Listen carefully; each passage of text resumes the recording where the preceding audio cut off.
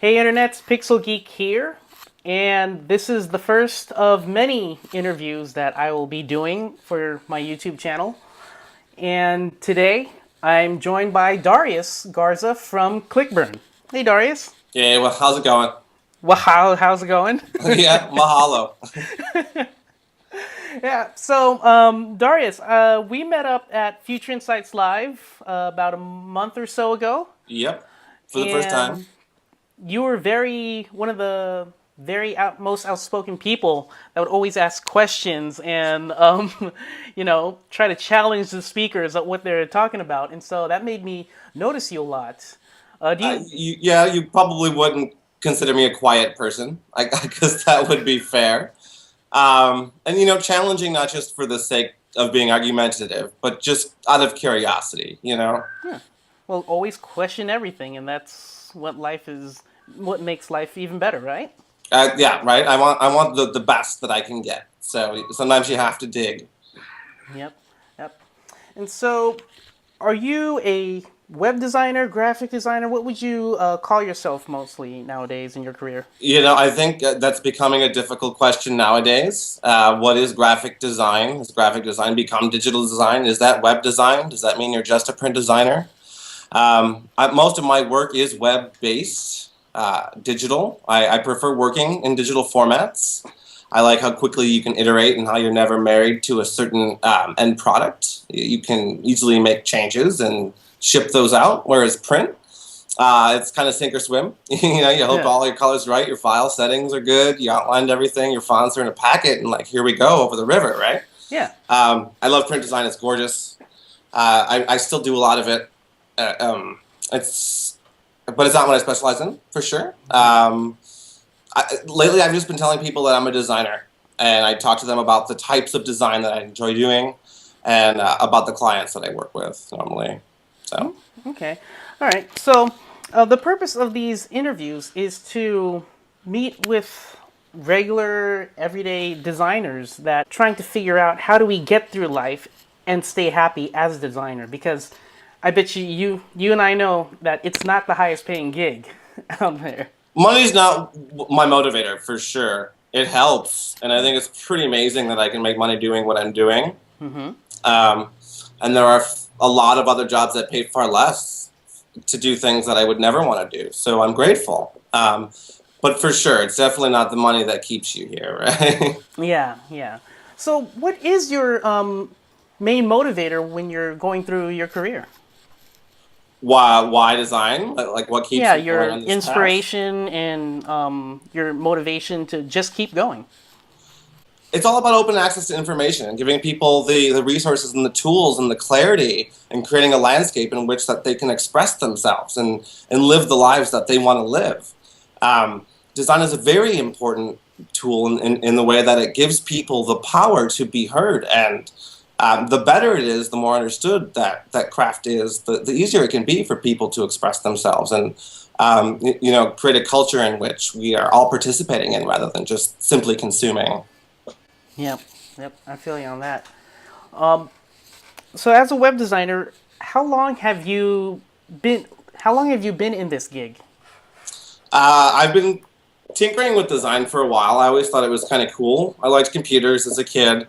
I would download all the software I could get, shareware, freeware, whateverware. My mom wanted to kill me. Hard drive is full, ton of viruses, whatever. But it was the design software that I thought was really fun and kind of inspired me to keep playing and tinkering and toying. So I guess, just sort of as a kid, I was inspired and intrigued by design, but never really thought of it as a career path.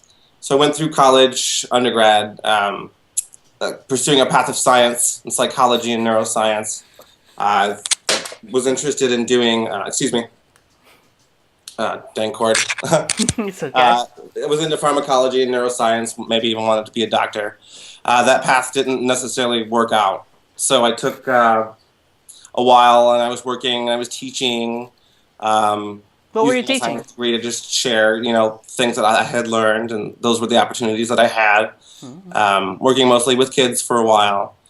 And then I came out to California, and I was still on the teaching path.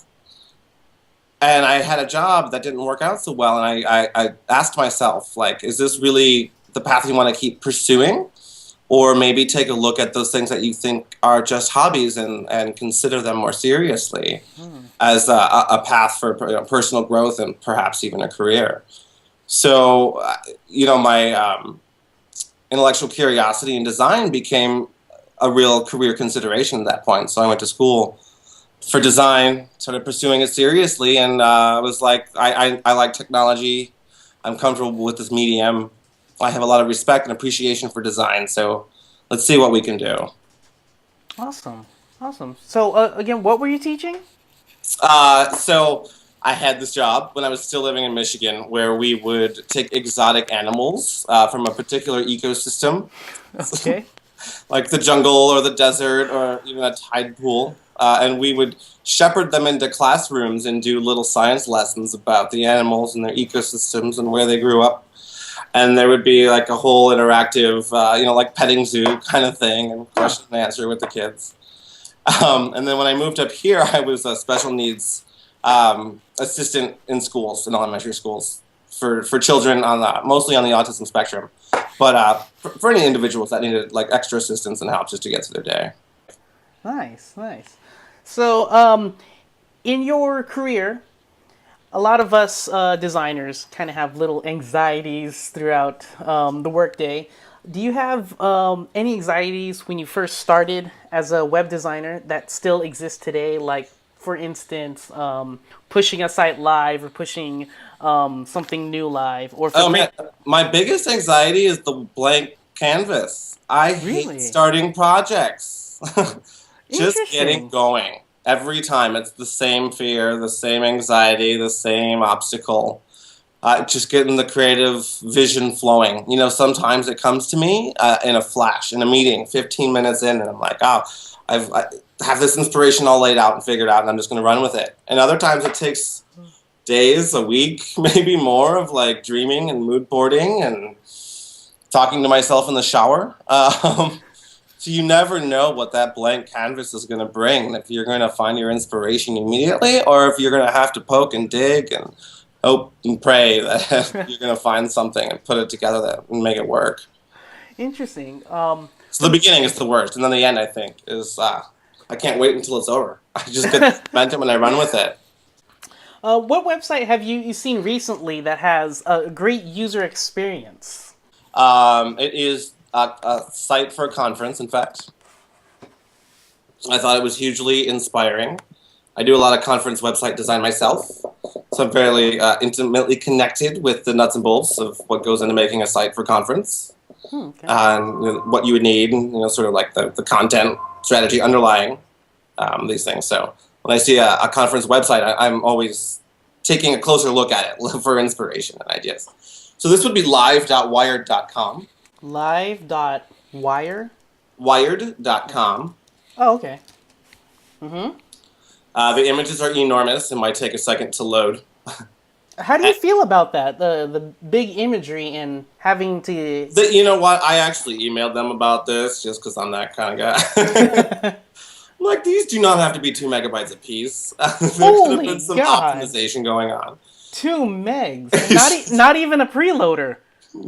No, it's outrageous. Each they're just like, we don't care. There's a high res in your face. But the conference itself is kind of ridiculous. It's $5,000. It's like limited invite only, 200 people, wada wada. But I think this website does a really good job of creating an engaging narrative that walks the user through in a more interesting way than just the poking around that is like typical of the internet, right? We think we have this like grid layout and we let people make these decisions, and you just kind of peck and poke around a website until you figure out what's going on. I think this site takes a different approach where you kind of start at the top, you go down every page, and you go sequence one by one until you sort of understand everything that's going on from a more like linear perspective rather than this chicken in a barnyard kind of thing. So, and they used a little bit of parallaxing too, I think, in a very smart and subtle way. The second tab is my favorite. I think it's called Program. Yep. Nice interplay of beautiful high resolution images, just enough type so you know what's actually going on. It's minimal, but sort of maximal at the same time. Maximal. Never heard that before. So they're using a lot of trendy, Web 4.0 or whatever techniques you want We're to at call 4 it. now. But not just for the sake of it, I think. I think this really is a sophisticated way of creating a more engaging experience. Yeah, yeah. And that's what I like to tell people all the time when they're designing websites. Tell the story, don't sell the product. I mean, of course you can sell the product, but at the very end. Yeah, the But product probably has a story. yeah, exactly. I The mean, people who use it certainly do. I'm looking at live.wire.com, and they're even at their first the first load. You do not see a call to action. They want you to. Yes. They want to hold your hand and bring you down the page and tell you a story. By the time you get to the very bottom, it's hey, sign up for updates. Right. And that's their call to diarrhea action. at the bottom, And and I'm trying to tell more people that's user experience right there telling a story, and a lot of people like to just shove everything at the top and hopefully they'll click buy now. All the things all at one time. Yep. Right? How many calls to action can we cram into the so-called fold, right, to make the CEO happy? Yeah. Yeah. But this is a pretty website. And speaking of Parallax, so a lot of people are using Parallax scrolling now. Oh, yeah. How do you feel about this trend? I think a lot of use cases are just doing it for the sake of it, just to kind of play around, just because it is trendy. I think it's like live.wired.com. It really does create a sense of depth and time and user engagement, which is more stimulating and more interesting, and it helps differentiate the content, the imagery, from the type. And so it depends on how you use these new tools. But I would say there's more bad examples than good ones out there, for sure. As with everything in art. Hello. But I think there is value to Parallax, and this website is kind of a good example. All right. And now for an even better topic, any bad UX that you've seen recently? Okay. Well, so this one's kind of a 50-50 for me, but I want to do a little accessibility plug. Go for it. Go to the new version website. It's beautiful, it's sleek, it's clean. It's the fastest I've ever booked a flight. I thought I did something wrong. It just happened so quickly. The tickets should be in a museum. They are the first typeset travel ticket in the world, and they're gorgeous and easy to understand. So I totally salute the people who designed this thing. VirginAmerica.com? I think so, yeah. Like the flight. You see like the gradient at the top. Yep. Yeah, right. So it's well designed, it's super usable, good strong use of type. However, it's not accessible. They just completely ignored the focus tag. So if you try to poke around the website just using your cursor, it's impossible. It's completely flat and dead. So if you don't have certain faculties or you're in a situation where you can't click or hover, this beautiful, gorgeously well-designed, expensive website is completely useless just because of one simple CSS accessibility overshot. So I'm clicking around right now, and so for people who only have a keyboard is what you're saying. Right, or some other kind of device that would emulate keyboard input. There's this thing called the joust that you use with your mouth, for example, and that kind of emulates a keyboard. Or whatever else. There's a lot of stuff out there. You can't tab around this website. It's just completely flat and dead and useless. Oh, wow, yeah. So it's one small little oversight. Yeah, because people without mice or mouses don't need a book for flights, right? Of course. Yeah, like, why not? And it would take like maybe a half of a minute of CSS work to fix that issue. So. Yeah, okay, well, Sir Richard Branson, if you're watching that, you're probably not watching this, but if somehow you land on this video, tag. Fix that. Okay. Rant over. We all have rants about websites, and I just want to hear yours. Okay, for students and people who are just getting into web design, what kind of advice would you give them? Find a niche, a thing, something that you're really passionate about, and get as into it as possible. Volunteer, meet people, network, meet up, do everything. Just jump in the pool. The water is warm. Make sure it's something you love doing, and if it's not, you're going to find out pretty quickly doing that anyway. But being involved is just the best thing that you can possibly do. Make yourself omnipresent in the industry that you want to be a part of. And volunteering is key. People would much rather hire someone they know, someone they've worked with, someone who's already proven something to them, rather than a random email address on the internet. So connect, be a part of the thing that you want to do. So, before we actually started recording this interview, you mentioned you're with Chapter 3. Yes, sir. And is that an interactive agency? We are a Drupal web design production studio, agency, shop, whatever of sorts. Everything you need from content strategy, UX, design, up to development and even support. So you can come from absolutely nothing and have a total brand, e-commerce, functional website, support, whatever else you need by the end of it. Nice. One-stop shop. Yeah. Oh, there it is. That's what a lot of agencies are doing nowadays. But you mentioned that you're leaving them to go into more freelance. Can you tell us more about that? I started off as a contractor. I was also in school. I realized that there was a lot for me to learn, and I wanted to work on higher profile projects and work with people who had a lot more experience in the industry. So I started looking at agencies, volunteering, doing what I could. I met Chapter 3. They were kind enough to take me aboard, and I've been working with them for about 2 years, and it's been an awesome learning experience. It's a really high caliber of web production, design, and development. Awesome group of dedicated, talented people who have really taken my web design and my web production development, whatever, to the next level. But at the same time, I'm a very driven, independent, ambitious person who sort of always wanted my own business or my own something, to be independent. There's just this drive to be more in control of the work that I'm doing. So I think that now I've been with this agency for a while. It's been almost 2 years. I have an excellent network, and some good opportunities have come up lately where I can sort of ride this wave into discovering the next step of my career, which is being independent, or who knows, maybe even starting my own gig at some point. Okay, and when someone's part of a company or agency, they have the luxury of a more steady paycheck.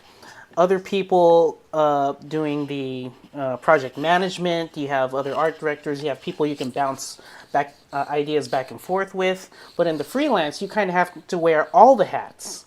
And so, for someone who wants to try their career turn into freelance like you, how do you prepare for all that? Yes, right. There's all the things are now your responsibility. Yeah. Well, first of all, don't quit your job and then try to figure it out. That's obvious. It is and it's not, though.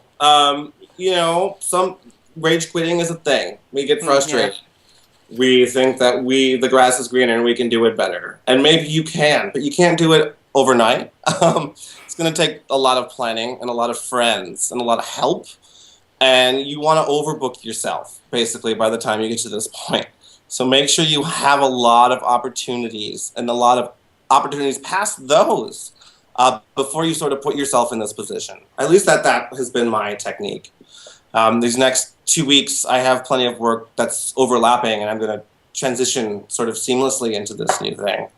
But it's been a while, of investing in this dream, meeting the right people, and having the right conversations to lead up to this point. So it's definitely not something you want to do overnight.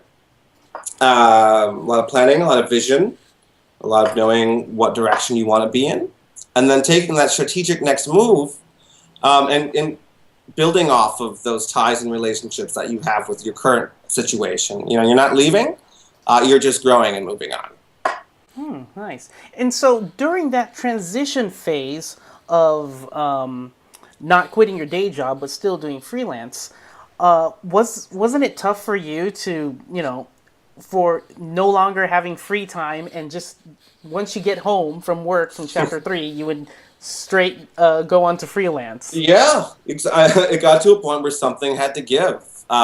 Freelance, volunteering, doing work, doing conferences, doing way too much. It comes to this breaking point.